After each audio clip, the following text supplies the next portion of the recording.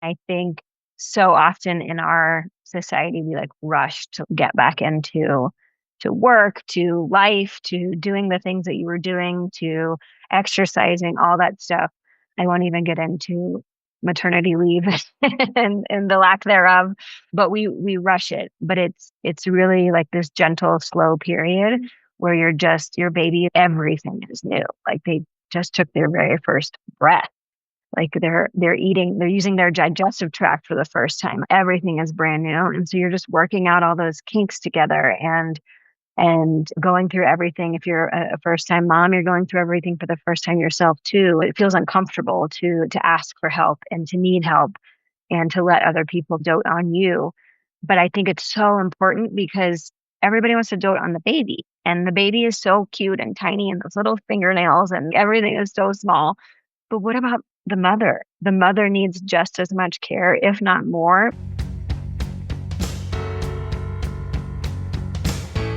Welcome to the Everyday Epigenetics, raw, real, relatable podcast.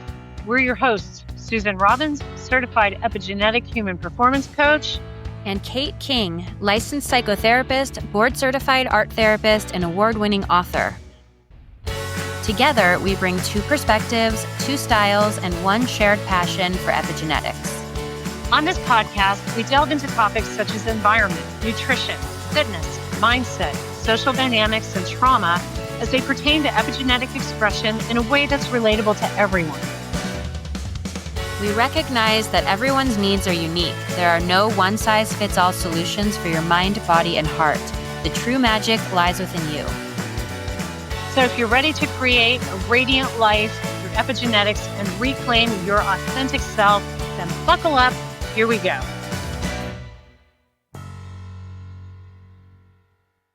Welcome to the Everyday Epigenetics, raw, real, relatable podcast.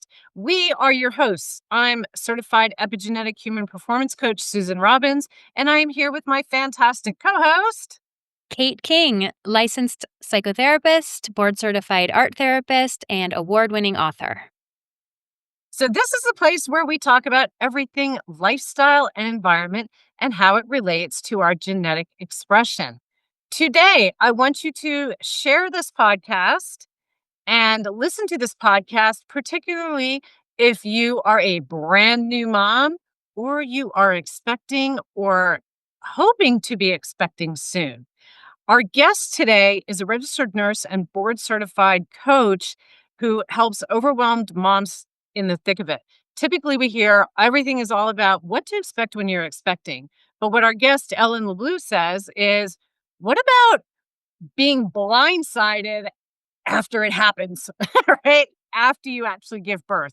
And so she's here today. This is going to be really fun to shed some light on this topic, prepare you expectant mothers, or again, maybe you brand new and things are starting to happen and you're like, WTF? I didn't know about this.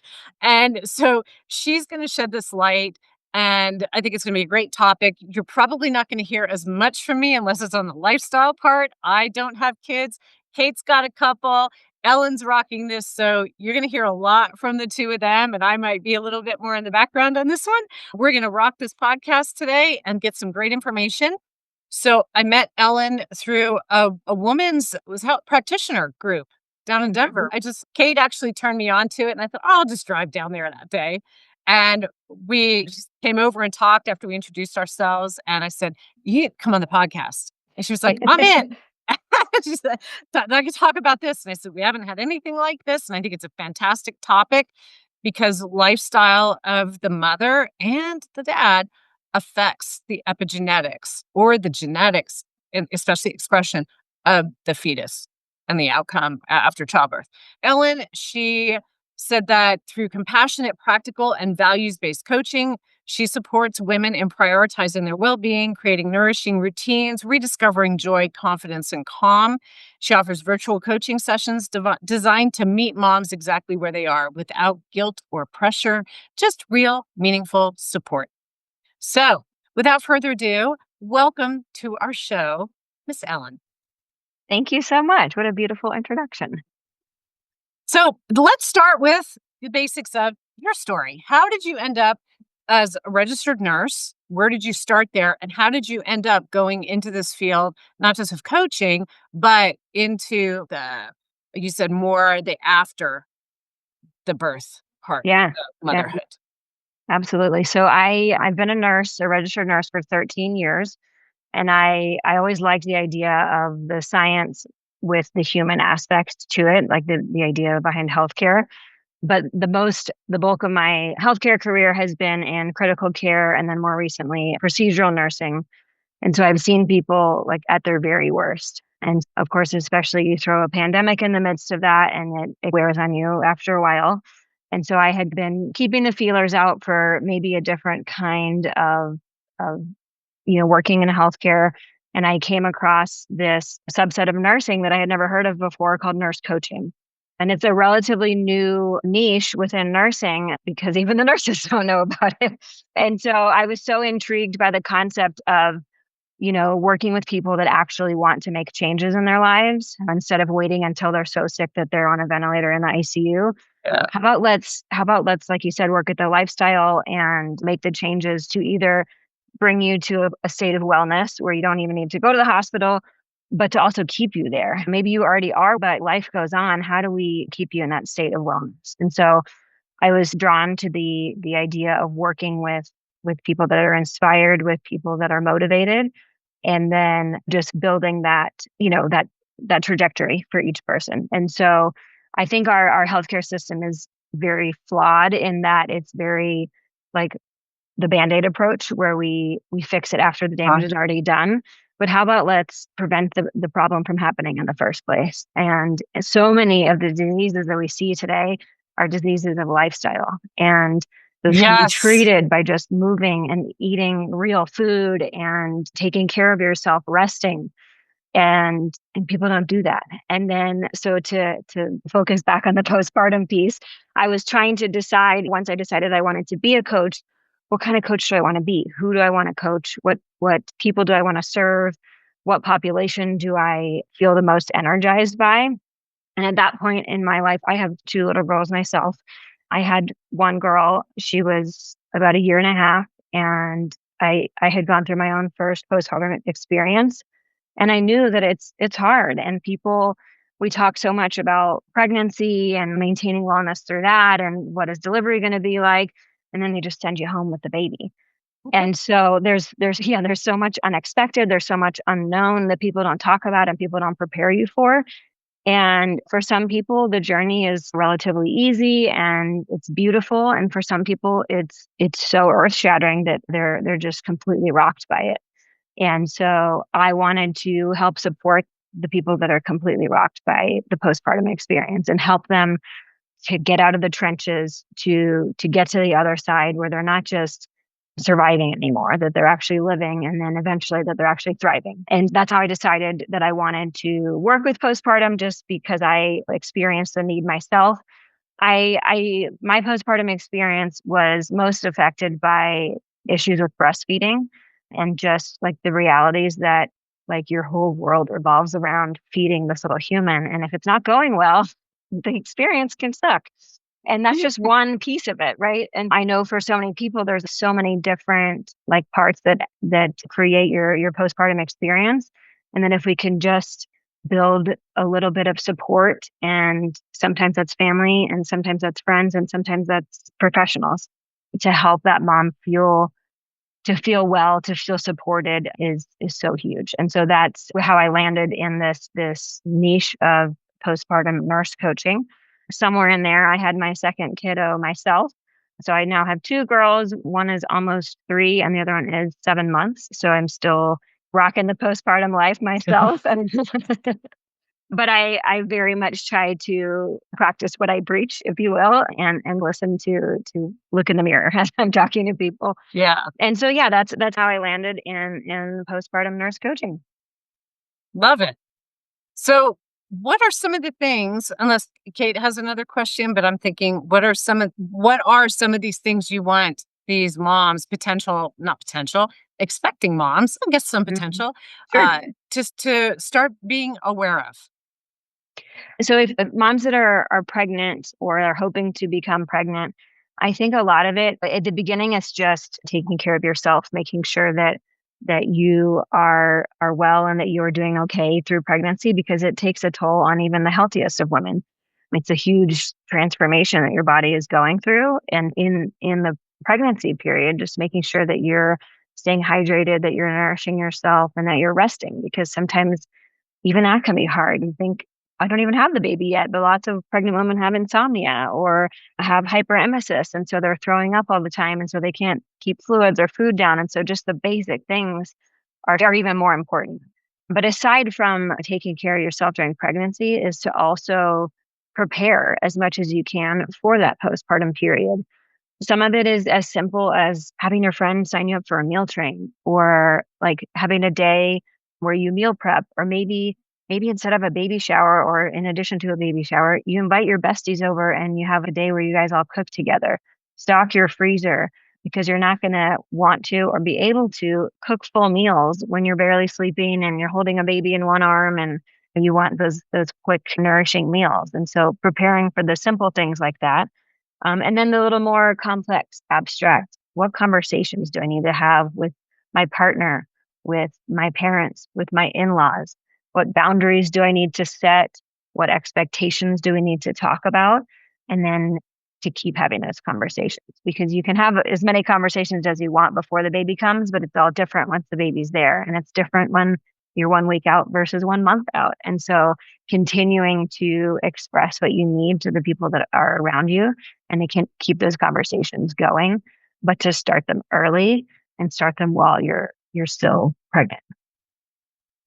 Can you speak to a little bit about the experience that I know I had with my first, and I have a lot of clients who've had this experience too, of the trauma that can happen of a childbirth that goes sideways, and Hmm. how sometimes you've had a beautiful pregnancy experience or pretty good and you're feeling confident. Maybe Hmm. you've got a solid birth plan that you're really excited about. And then, like in my case, I found out my son was breech, and it was like, oh, suddenly this beautiful natural birth isn't really an option, and we're looking at C-section. And then when he was born, like out of nowhere, he got a bilateral pneumothorax, like punctured both of his lungs.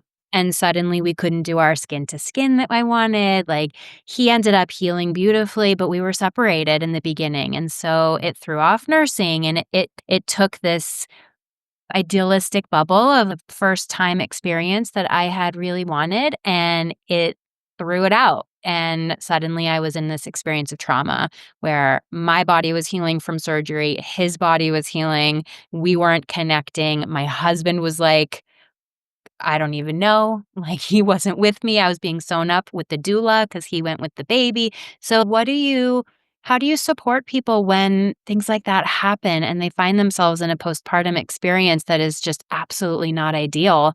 And Hmm. potentially, some women may have almost lost their life, or their baby may be in real severe trouble. How do you show up that way? I start by honoring where they're at, because, as you said, it is a trauma to go through a birth like that, to have expectations. And like you said, you going into it, everything was going fine, everything looked good. And then bam, just like that, it can change. And so if I'm working with a mom that is still pregnant, we talk through scenarios. And when you're making a birth plan, I always encourage people to plan B, to plan C, D, E, F, all the way to Z. If, God forbid, you have to have a C-section, what are some things that would make you feel a little more comfortable in that moment? Of course, sometimes we can't even, like, the C-section is a true emergency, and you don't get to, oh, turn on this music while you go into the OR. Or even if you do, it's just so much chaos happening around you that you didn't even know there was music playing in the first place. And then for the people that hadn't considered that that was a possibility, or that wasn't looking very likely, the truth is it still happened, and it still wasn't the way that you planned it, and it's still traumatic. And that sets a lot of women up for postpartum depression, because they had this beautiful expectation of what delivery could look like, and this looking forward to this empowering experience. And then on the other side of it, they just feel like totally ripped open, almost literally, not to be graphic, but and just like their whole world got turned upside down. And it makes it really hard for bonding, like you said, with the baby, especially if you literally cannot be with the baby, because they always say the golden hour, the skin to skin, the bonding, it's so important. But what if that's not a reality for you? And so I always start a relationship, a coaching relationship like that with space and allowing that mom to grieve, because it's like the death of their dream birth experience. And there's only some moms only get one. And even those that get more than one, they're still very limited in our lifetime. And feeling robbed of that opportunity or of that dream is devastating. And so just allowing them the space to grieve that moment and to breathe and to know that it's okay to feel sad, even though that this is supposed to be like this beautiful moment and this the best day of your life, but not everybody feels that way. And even moms that have a perfectly normal delivery don't always feel that way, and they think that there's something wrong with them, and there's nothing wrong. There's so many hormones that are just like going like all over the place, and it's sometimes it takes a little bit of time. And so I remind the mothers like yourself that if you're in that moment and you're feeling that trauma, that it is trauma and that it's okay, and it's okay to be sad, it's okay to be mad, and allow them to process and to grieve that moment. But to know that, like yourself, you will come out on the other side of it and you will love your baby. It might not feel quite the same as it does right now, but you will get to that point. Yeah, yeah, very good points. And I appreciated at the time also that I don't know if it's still referred to this way. My oldest is 12 now, so I feel a little Mhm. out of the baby realm. Some of my friends who are having new babies, they tell me about some of the products out there now, and I'm like, "Oh my god, that's so cool, that wasn't there for me," or, like, the new books that are coming out around, like, leaps in the brain and things like this, and I'm just like, "This is amazing." But for me, back then, they were talking about this postpartum period as the 4th trimester. Is that still Mhm. talked about? Yes. Yep. Yeah, and I appreciated that because through pregnancy, you measure your time and your experience through the first, second, third trimester. You know what to expect. You know how you're developing and how your baby's growing and all of that based on that framework. And the 4th trimester is like this really sensitive, fragile, but also strong, powerful period after the baby's born when you're in this postpartum phase. And so I wonder if you can just speak to that concept of the 4th trimester and what it means to you and how you've seen that present differently with different moms and different dads, different families. Mhm. I think, yeah, the concept of the fourth trimester is so beautiful because it's this extra like period of time. I like to refer to you were growing the baby inside of you for the first three trimesters, and now you're still doing the same. It's this like gentle, fragile little human, but he's just growing on the outside. And if the mom is breastfeeding, then it's you were nourishing the baby with your placenta, and now you're nourishing the baby with your milk. If you're using formula, like same concept, you're still nourishing that baby through the fourth trimester. And I think so often in our society, we like rush to get back into to work, to life, to doing the things that you were doing, to exercising, all that stuff. I won't even get into maternity leave and the lack thereof, but we rush it. But it's really like this gentle, slow period where your baby, everything is new. Like they just took their very first breath. Like they're using their digestive tract for the first time. Everything is brand new. And so you're just working out all those kinks together and going through everything. If you're a first time mom, you're going through everything for the first time yourself too. And is this normal? And there are so many resources out there and they're so helpful, but it's so individualized what that period can look like, because there are some people that prefer to choose a more like Eastern philosophy where like life really slows down and you're not moving very much for the first few days. You're maybe just moving around your bedroom and then moving around your house and then eventually maybe around the neighborhood, or but taking it really slow and having your family take care of you and dote on you and accepting that help.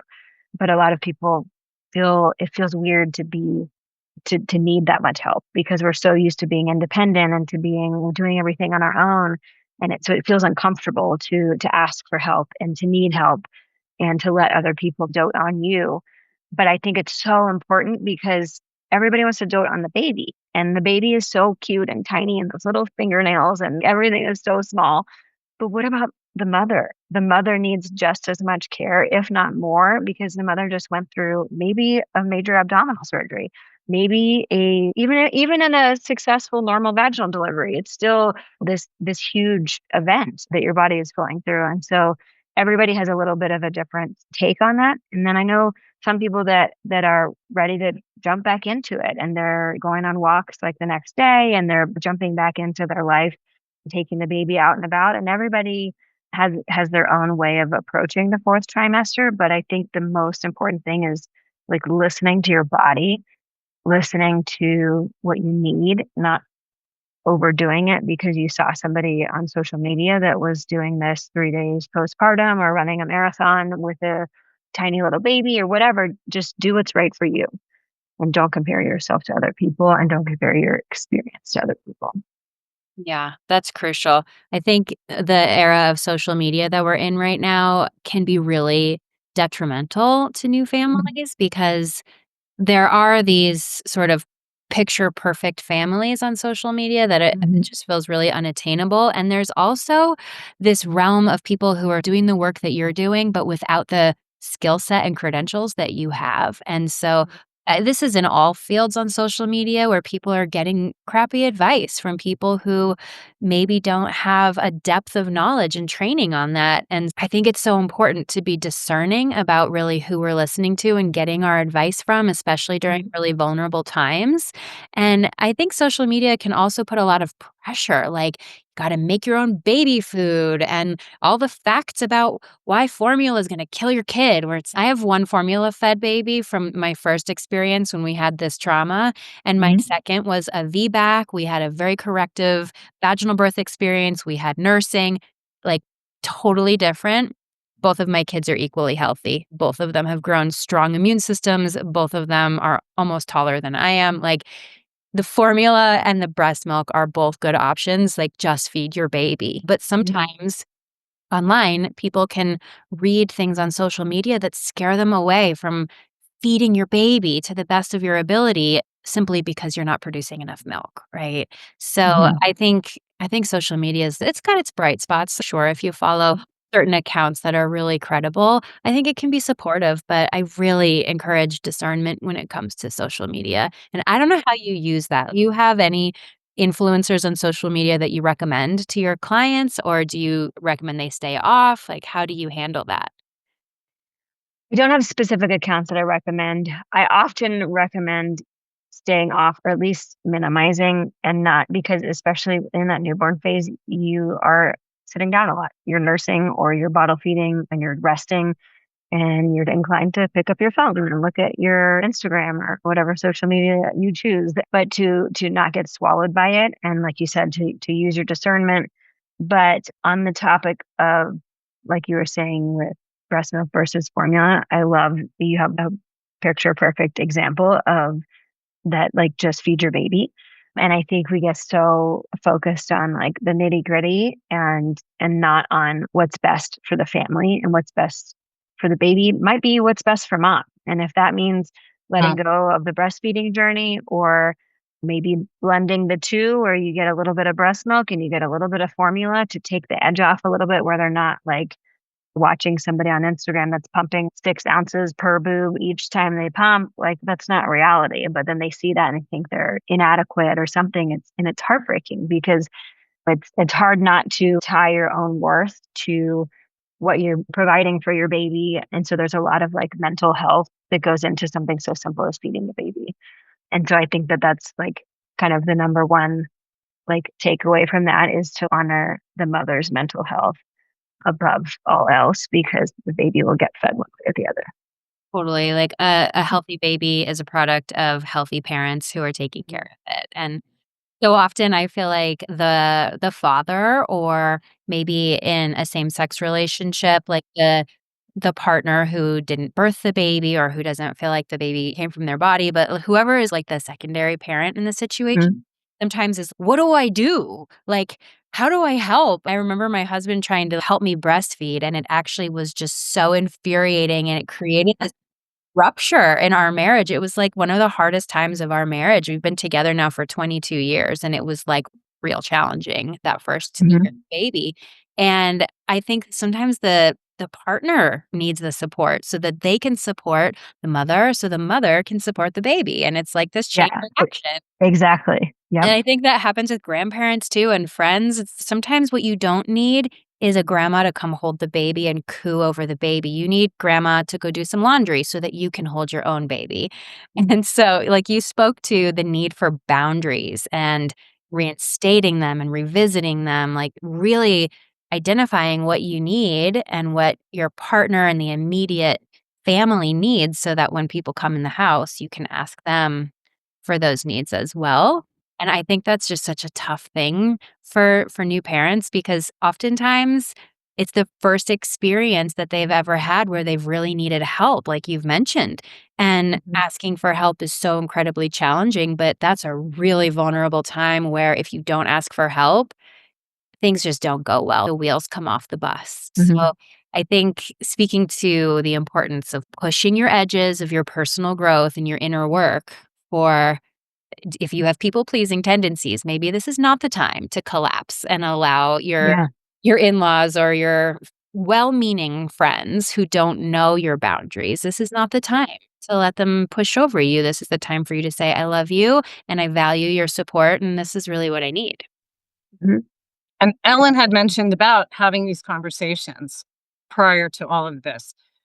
And w- when we know that this is difficult for a lot of people to set these boundaries and ask for help, especially I may need help later when I have this baby.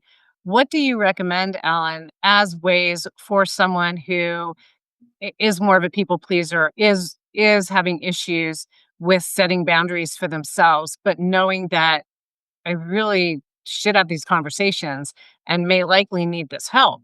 How do you recommend them approaching, whether it's the family member, it could even be the spouse, whether it's the spouse, the in-laws, especially if relationships aren't great, but you need that help. What do you recommend is the best ways to go about approaching and still be okay with you? Something Kate said was this might be a moment for self growth a little bit, but before the baby comes, have those conversations early and often where you can sometimes I tell people when it's like a boundary with delivery, you can blame it on like the OB or on the hospital, like that. So there's only so many visitors that are allowed. If you want to have delivery by yourself with just your partner, great, do that and blame it on the hospital. Obviously, when you go home, it's a little harder to blame your house rules on the hospital. You can set boundaries and say it's okay for you to come visit, but we need to cap it at 30 minutes or to really set a limit, or it's okay if you come visit, but do not come over unannounced. That's not going to be welcome. Please call me before you come over. Whatever boundary you feel like you need to set, or if it's somebody that's coming in from out of town, have the conversation before they buy the tickets of how long they're going to visit for. And you can have the conversation if they're upset about, oh, I wanted to be here for weeks on end, and you only want them to be there a week after the baby is born for a few days, then tell them that. But then say, we'd love to come visit you guys down the line when once we're a little more in our groove and the baby's a little bit older and their immune system's better and I'm feeling better in that immediate postpartum phase. You don't need to be at the hospital with me and you don't need to be there the day I come home. But let's like have this conversation early. And some people might not like it, and that's okay. Right. It's your life, it's your body, it's your recovery. So do what's right for you. Other people can have their feelings and you can talk through it and find a common ground or find a way to navigate through it. But ultimately you have to protect your own recovery and your own family space.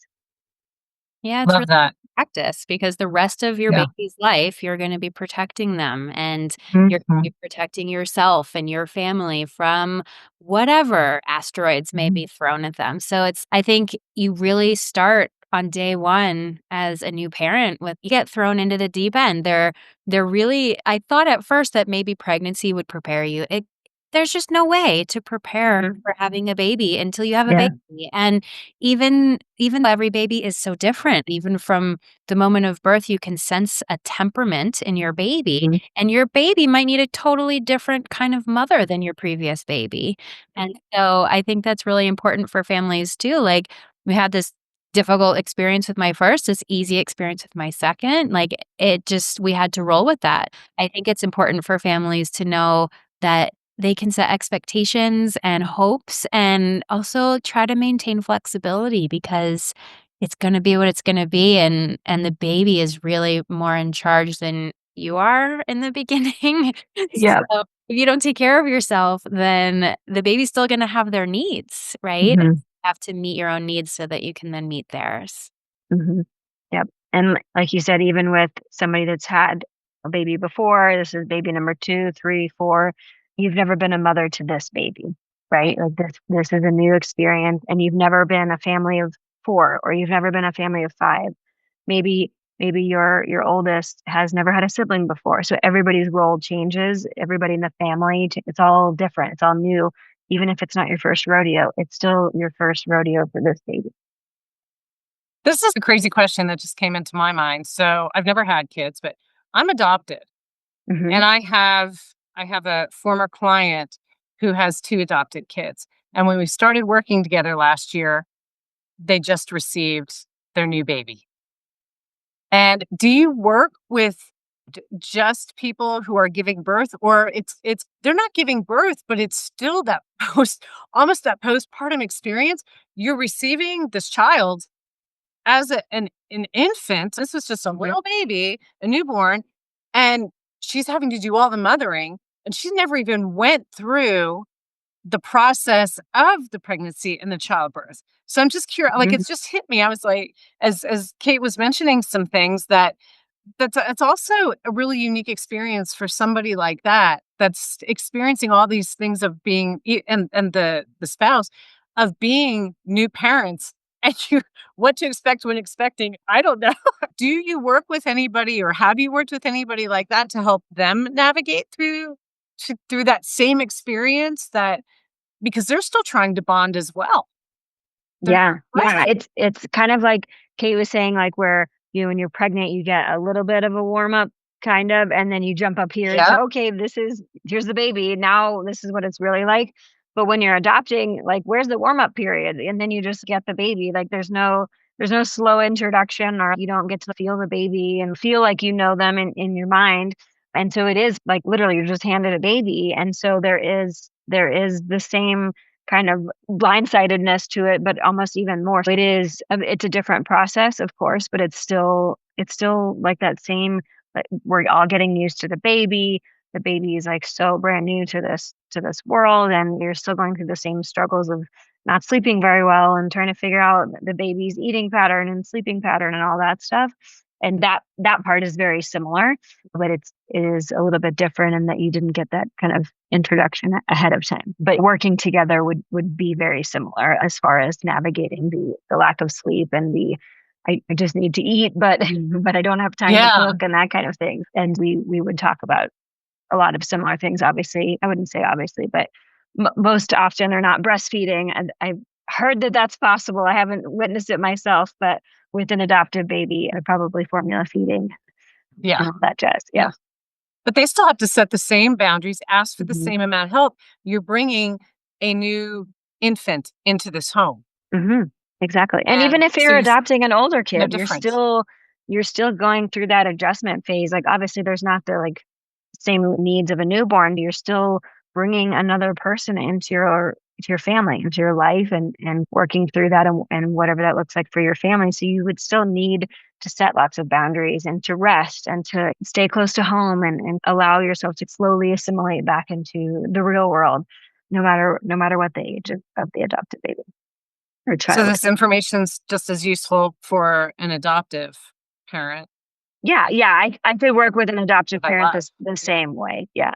Because Yeah. really, like, the core of what I do is make sure that the mother feels well, feels cared for, feels healthy, so that she can then take care of her family. Because, like we were saying, like, if mom is like holding on by a thread, if she's barely functioning, she can't take care of the baby. And so like how can she work with her partner to help, to have them help? Maybe while I'm breastfeeding, can you bring me X, Y, and Z? Or if I'm pumping, can you wash the pump parts for me? And having these conversations and maximizing. Obviously, when you have a newborn, you're not going to be sleeping straight 8 hours. Like it's Right. obviously that's just not reality, but we still need sleep to function as humans. And just because you're not at your corporate job anymore doesn't mean that you get to survive on 2 hours of sleep at night. That's just not, that's torture. Like sleep deprivation is torture. And working within the constraints of having a newborn, how can we get more sleep in your day? And so sometimes it is literally in the day. So how can we nap?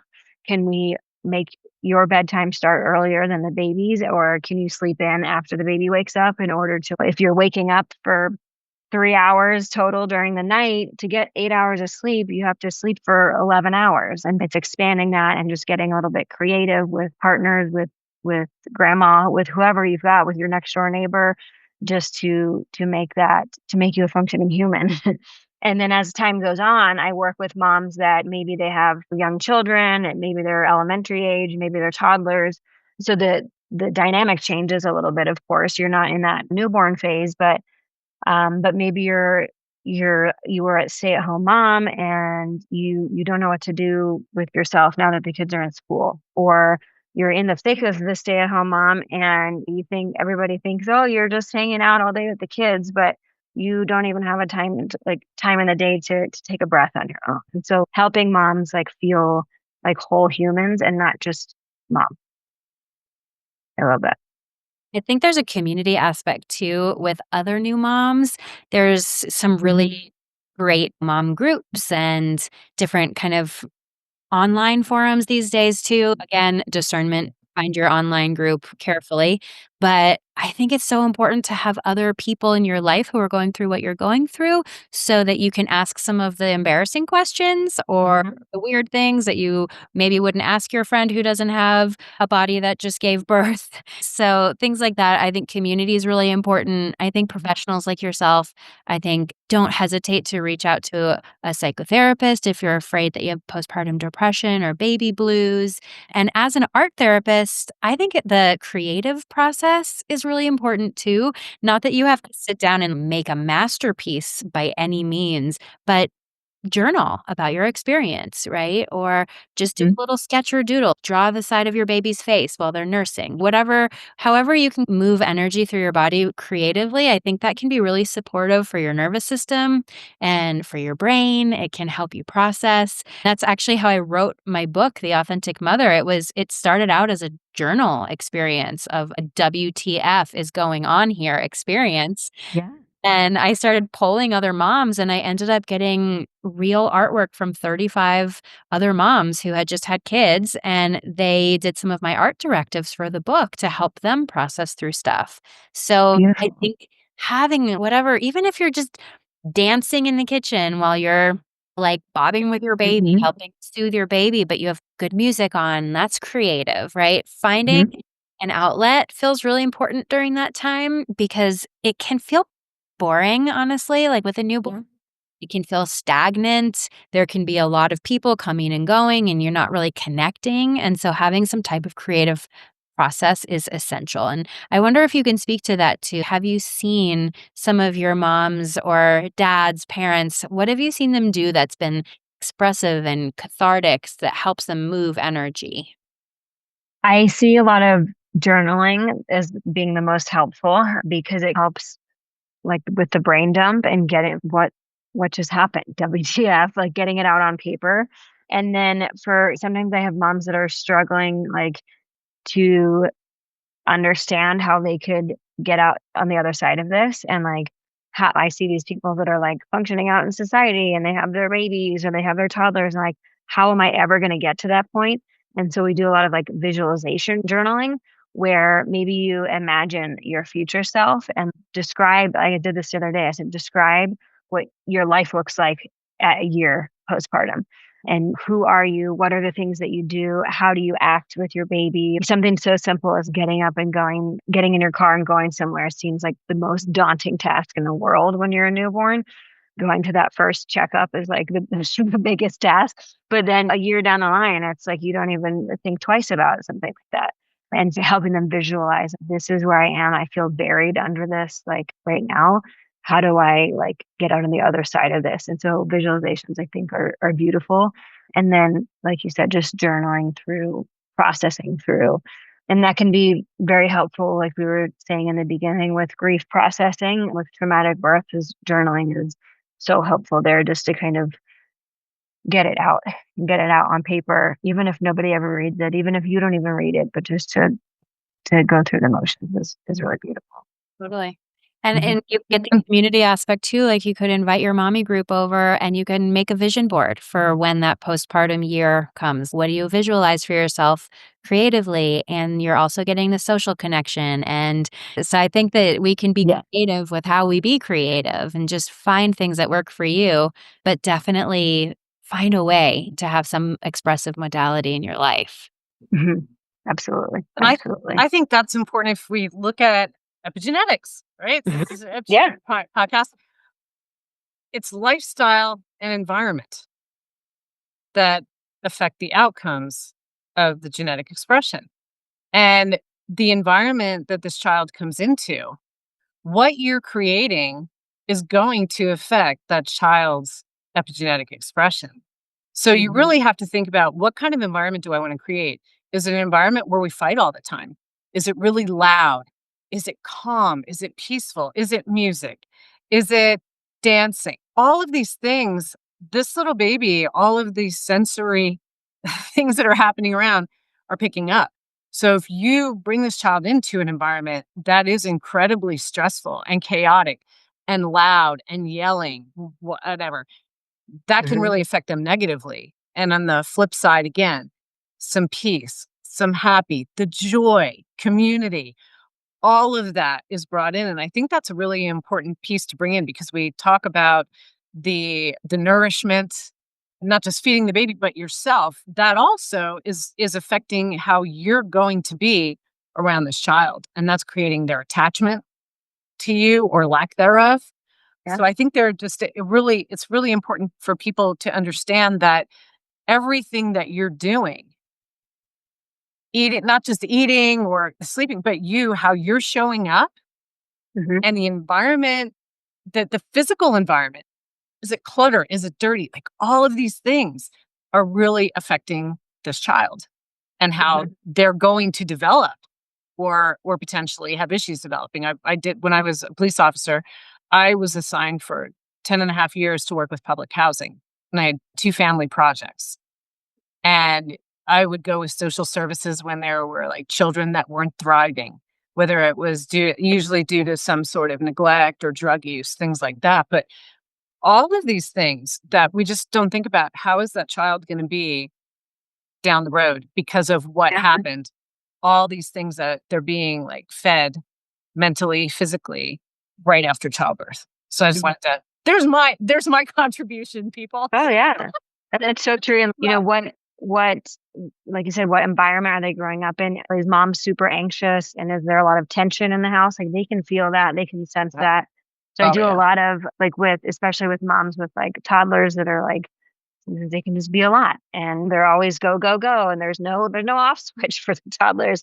So we do a lot of mindfulness, like little short meditations that like you can squeeze into your day. No mom of a toddler has time to do a 30-minute like meditation, a few minutes here and there, or like just to get your day started, or a few deep Breath breaths work. when the toddler is throwing a tantrum. And it's so beautiful. And then just the example that you're setting for your kids, whether it's the creative example and showing that mom has an artistic side, or mom likes to play an instrument, or mom likes to go, she has girlfriends that she likes to hang out with, and she is a person outside of mom.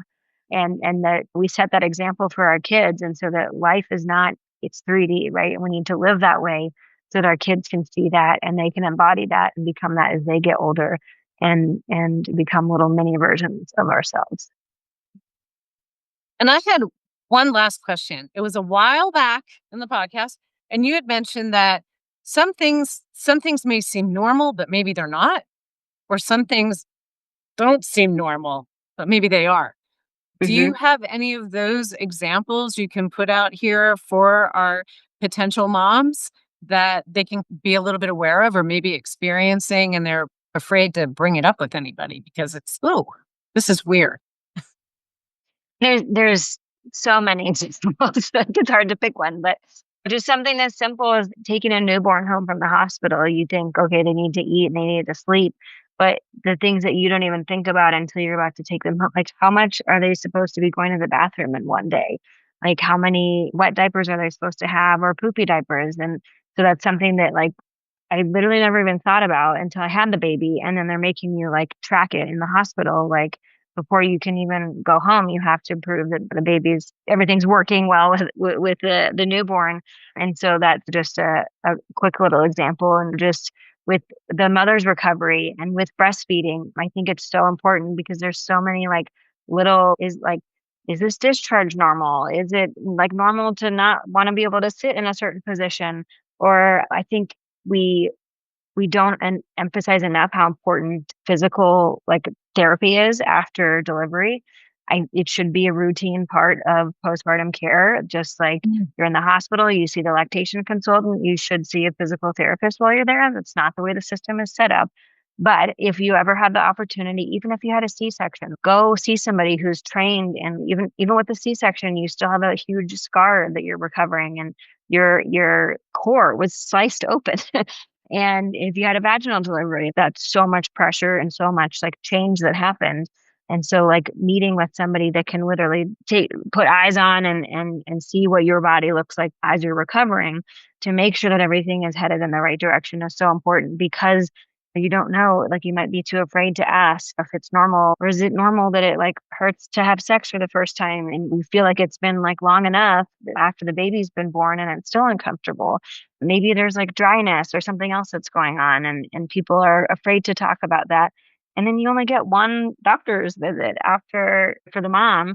She sees the OB like 6 or 8 weeks after delivery, and that's it.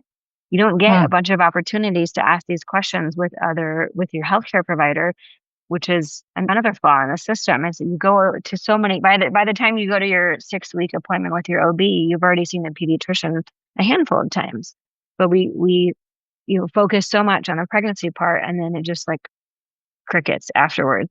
And so being prepared for that appointment and having all of your questions, I think is really like a good way to go into that and write them down. Because I don't know about you, but every time I go in and I'm like, I walk out the door, I'm like, shoot, I During forgot to headlights. ask about this. Yeah. So I always encourage people to write their questions down, and then to find resources like me, like you're a friend who just had a baby, whoever, to ask those questions, and to not to lose the embarrassment. Because I feel like when you've gone through a delivery, you showed your parts to everybody in that room, I think you lose a little bit of that filter, but Yeah, but to those are great. ask the hard questions anyways. Hmm. Yeah. Those And that's great if you advice. don't get every question answered in the appointment, I think it's okay to call your doctor and say, Oh "Hey, I yeah. have some more questions." So I encourage people to advocate for yourself. Push back against the Sure. medical system if there's something more you need. If your pelvic floor does not feel stable, then find yourself a pelvic floor physical therapist, even if your doctor didn't recommend it. You are the authority when it comes to your own body. And I remember making those lists for my OB, for the pediatrician. It was so much, and I have a little bit of a too muchness issue sometimes where I don't want to annoy people, but I was like, "Screw it." I don't even know how to swaddle a baby. Like, the fact they just send you home with a baby from the hospital, Mhm. my husband and I were like, "How does the swaddle work?" Like, now they have these cool Velcro. Velcro, yeah. I remember that the nurse would just swaddle the baby and hand it to me, and I was like, "Perfect little bean." And then I went home and I was like, "How'd she It do?" never stays. Ah, can we use rubber bands? Like, how does this work? So I think it's really important. Ask your doctor more questions. If you walk out there kicking yourself, most doctors these days have a portal. Send all your Yes. email questions. Like, don't feel like you have to figure it all out yourself. Don't feel like you have to suck it up. You do not. You can be you. This podcast is raw, real, relatable. I think childbirth and postpartum should also be raw, real, and very. Raw, real. Yes. Yes. And if it's not giving you the time of day, then you can find another doctor. You can find Yeah. coach, you can find a doula, you can find a therapist. There's so many communities. Find your people where you Mhm. feel like you can be authentic, because that's going to be healthiest for you and healthiest for your baby. Mhm. Yep. You don't want a And a practitioner, it's gonna community. cause you more stress. Oh, 100%. yeah. Exactly. Right. Exactly. Right. So if it feels right, great. If it doesn't feel right, and you will instinctively know it's not, something's gonna feel off, go with that feeling. It doesn't Mhm. hurt to get other opinions. It doesn't hurt to see someone else. If they lose a patient, they're just on to the next one. It's Mhm. okay. You do what's right for you. And that's what we advocate here is being your own best medical advocate. But I think this has been fantastic information. I think it's been a wealth. One little tip I'm going to throw in there. Yeah. I had a hysterectomy when I was I was 27. And my friend had given birth a couple of times, and she was there to help me mentally before I went in for this. And she said, "This is something that no one will tell you because you're gonna have a scar like a C-section like I have." And she said, "No one told me my first." And so she said, "The main thing is get the bikini underwear to go under your scar." I was like, wow. She said, no one will ever tell you this. And then you're trying to pull things up over this incision and it's brutal. So she's go to the store, go just buy a cheap pack of bikini underwear so you can leave the hospital and live those next couple days without that irritation over a penis. Rubbing. Yeah. I was like, Yeah. oh, what a cool little tip that people don't talk about. Yeah. What underwear are you taking to the hospital? I don't know. My normal underwear. Yeah. Yeah. Weird. I thought that was Great cool. tip. And maybe throwaway underwear too. That's But why big buy yourself the cheapest stuff that you can find, and don't get right. attached to it, and just know that Granny panties have a place. Yeah. yeah, just know that Or it's if you have a baby in the summer, like rock the dresses because then you don't have like pants. Yeah, it's so much easier. yeah, and it's a season Yeah. of life that comes and goes, and just know that the way that you feel postpartum is not the way that you will always feel. Yeah. It's temporary. Oh, Thank you, thank you. Is there anything else you wanted to add, Ellen, before we close? Know that let's do this. If someone is in that position of wanting to be pregnant, trying to get pregnant, or is mhm. pregnant, ready to give birth, and they want to work with you, what's the best ways to reach you? And everybody knows that we will have all of your information and any links you'd like us to have in the show notes. But why don't you go ahead and tell us how to reach out to you? Yeah, I think you've got my website that you can link in the show notes. It has my contact info on there as well as a link to book a discovery call with me. That's just like an intro to see if coaching is a good fit for you, to see if we mesh well together, all of that kind of stuff. And I work with moms like all along the spectrum. So if the mom is still pregnant and I can catch her before she delivers, we'll work on wellness, or if they're even just trying to get pregnant, on how to optimize your own health to become pregnant or to have a healthy pregnancy. And then I'll transition that into postpartum coaching and help them through the thick of that postpartum, the newborn stage. And then I work with moms that are, like I said, years down the line that are like I call it early motherhood coaching, where they're just lost in the tangles of motherhood and just need a minute to step back, to take a breath, to feel empowered and reprioritize their own needs. And so I coach moms in that phase as well. And so yeah, you can find me on my website. And if you're at all interested, just reach out with any questions or book a session with me. What is your website? For those people like Kate and I that are me being the activator, I don't have time to look on the website, To look on to look on the show the notes. show notes. So what Yeah. is So I should say my business name is Renewal Wellness Coaching. And so my website is renewalwellnesscoaching.com. You can also find me on Instagram at postpartum_renewal. okay. perfect? So I want to ask you our Question. closing question. This is Yeah. what we ask all of our guests to kind of personalize you. And I want you to tell us, what are you doing today in your present day life to cultivate a radiant life through epigenetics? A radiant life. I think that as a postpartum coach, I truly need to embody what it is that I'm working with other people on and discussing with them. So I try to live that life. And so today I was able to move my body. I was able to go to the gym this morning and I did a little quick 5-minute meditation because I got back and the house was still asleep. I don't always have time for that, but I did do that today. And then I had some fun with my kids this morning before joining you guys this afternoon. Beautiful. Perfect. Love Yeah, it. great. Sounds like a radiant life to me. Sounds beautiful. Thank you so much for being here with us today. It was really great to hear you talk and connect with you. And it sounds like you're doing amazing work out there in the world. Thanks so much, Absolutely. Kate. It was good to see you, Susan, as well. Thanks for having me. You too. We hear everything about menopause and we hear very little about this part of life. Yeah, So it was absolutely. great to have you on and see another side of the beautiful parts of women. So Yeah. please, please, please share this podcast and hopefully we can help somebody that is maybe even having a rough time going through this time in their lives. So get out there, be your most authentic selves, and make it a great day. Thank you, everybody, for joining us. Thank you so much for tuning into our podcast. If you enjoyed this week's episode, we'd love for you to share it, leave a review or comment, and subscribe wherever you listen to podcasts. Help us get this information out to everyone who could benefit, and we'll keep bringing you the content you crave. You can also check out our podcast site at everydayepigenetics.co and sign up for our newsletter to stay updated on upcoming episodes. The link is in the show notes. If you're interested in DNA or epigenetic coaching with Susan, or Radiant Life coaching for deep inner work with Kate, our contact info is in the show notes below. Now go and make it a great day and let your most authentic self shine.